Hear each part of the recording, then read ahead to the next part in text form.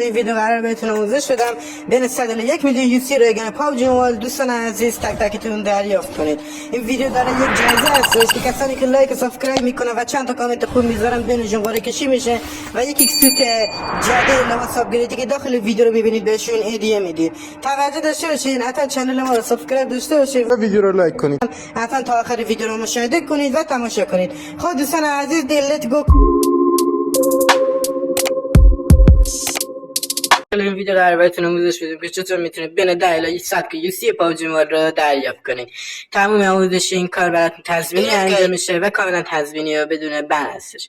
از شما تقاضا داریم این ویدیو رو لایکش کنید، کانال یوتیوب سابسکرایبش کنید و زنگوله کنارش بزنید تا ویدیوهای بعدی کنار ما و همراه ما باشین تا بتونید یوسی های بیشتری دریافت کنید. توجه داشته باشین این یوسی ها رو هر زمانی که بزنید براتون کار میکنه و هیچ ایرادی نداره.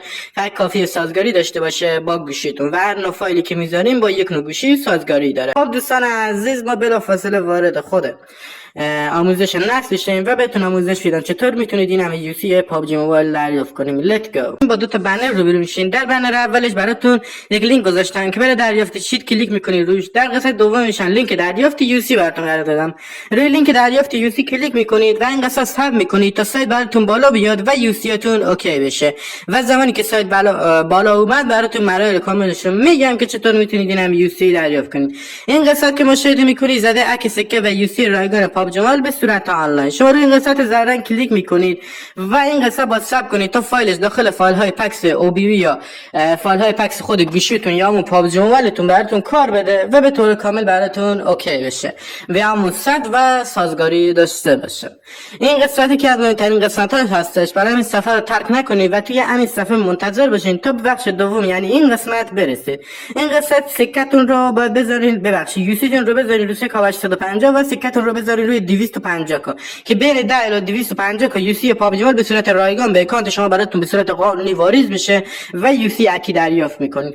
دوباره مجدد روی این استارت کلیک میکنید و این قسمت مشاهده میکنید به من 200 یوسی پابجی موبایل زده میده و این یوسی کاملا تضمینی و بدون بن هستش و برای تمام دیوایس ها هم کار میکنه. فقط کافیه سازگاری داشته باشه برای گوشیتون و تمومه و یوسیتون رو دریافت میکنید ازش. خب این قسمت رو یکم صبر کنید تا براتون بالا بیاد و زمانی که بالا اومد بهتون مراحل کلیش رو میگم.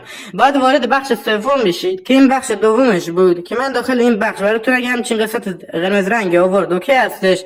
این قسمت رو آبی رنگ رو استارت میکنید تا بره به بخش سوم خود صد و دریافت یوسی پابجی موبایل.